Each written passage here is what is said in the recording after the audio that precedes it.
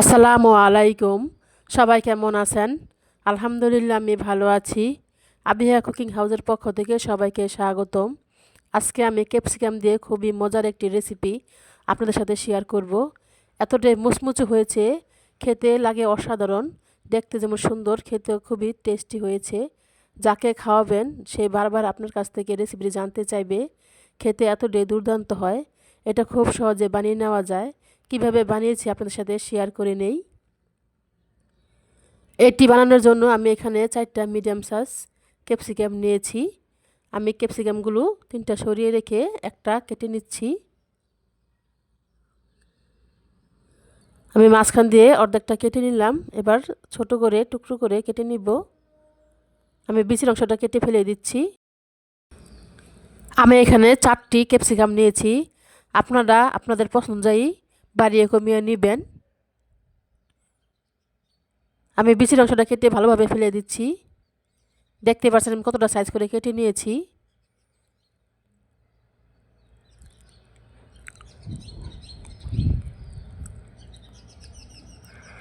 আমার সবগুলো ক্যাপসিকাম কাটা হয়ে গেছে। আমি সবগুলো বিচি ভালোভাবে ফেলে দিয়েছি দেখুন।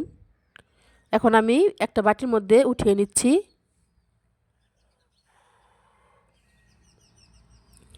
এগুলো আমি ধুয়ে ফিরে আসছি কিছুক্ষণ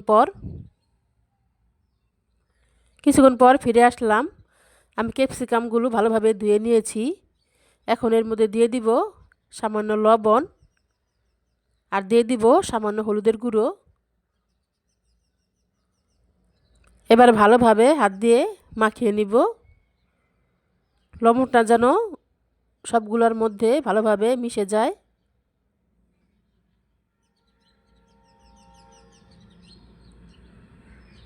মিশানো আমার হয়ে গেছে। এখন আমি এক সাইডে রেখে দিব। আমি এখানে একটা বাটি নিয়েছি একটা ব্যাটার তৈরি করার জন্য। দিয়ে দিলাম 1 কাপ পরিমাণ বেসন আর দিয়ে দিব হাফ কাপ পরিমাণ চাউলের গুঁড়ো। এবার দিয়ে দিব হাফ চামচ পরিমাণ হলুদের গুঁড়ো, দিয়ে দিব হাফ চামচ পরিমাণ মরিচের গুঁড়ো, দিয়ে দিব হাফ চামচ পরিমাণ ভাজা জিরের গুঁড়ো, দিয়ে দিব স্বাদ অনুযায়ী লবণ আর দিয়ে দিব হাফ চামচ পরিমাণ চিলি ফ্লেক্স। কিছু ধনেপাতা কুচিও দিয়ে দিলাম। এবার দিয়ে দিব একটা ম্যাজিক মশলা। এটা দিলে খুবই খেতে টেস্টি হয়। আপনাদের হাতের কাছে না থাকলে বা পছন্দ না করলে দেওয়ার দরকার নাই। আপনারা এখানে ভাজা গরম মশলার গুঁড়ো দিয়ে নেবেন। দিয়ে দিলাম পানি। এবার চামচ দিয়ে ভালোভাবে একটা ব্যাটার তৈরি করে নিব। এটা বেশি ঘন হবে না, বেশি পাতলাও হবে না। আমি অল্প পানি দিয়ে নিয়েছি প্রথমে।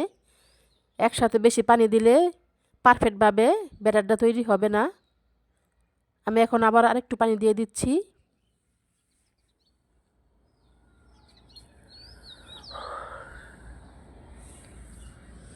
ভালোভাবে মিশিয়ে নিতে হবে যাতে করে কোথাও গোটা গোটা বেসনটা না থাকে। একটা স্মুথি ব্যাটার তৈরি হয়। দেখুন আমার ব্যাটারটা কতটা ঘন হয়েছে।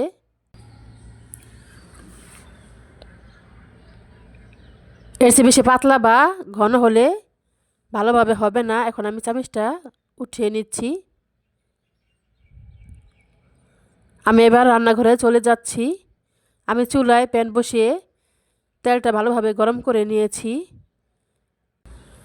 ব্যাটারে ক্যাপসিকামগুলো ভালোভাবে লাগিয়ে আমি তেল এক এক করে দিয়ে নিচ্ছি। এটা মিডিয়াম আঁচ দিয়ে ভেজে নিতে হবে, বেশি আঁচ দিয়ে ভাজা যাবে না, তাহলে ভিতরের ক্যাপসিকামটা ভালোভাবে সিদ্ধ হবে না, ওপরটা পুড়ে যাবে। মিডিয়াম টু লো আছে ভাজলে ওপরটা মুচমুচে হবে, কালারটা সুন্দর আসবে আর ভিতরের ক্যাপসিকামটাও সুন্দরভাবে হয়ে যাবে। আমি এক পিঠ হয়ে গেছে, আমি অপর পিঠ উল্টে দিচ্ছি। দেখুন কি সুন্দর ফুলে উপর দিকে উঠেছে। এটা খেতে এতটাই টেস্টি হয়, খুবই খেতে সাধারণ। যাকে খাওয়াবেন সে বারবার আপনার কাছ থেকে রেসিপিটি জানতে চাইবে কীভাবে বানিয়েছেন। খেতে এতটাই দুর্দান্ত হয়। আপনারা এভাবে বাসায় বানিয়ে খাবেন। আমার ভাজা হয়ে গেছে, দেখুন কত সুন্দর কালার এসেছে। এখন আমি এগুলা উঠিয়ে নিচ্ছি।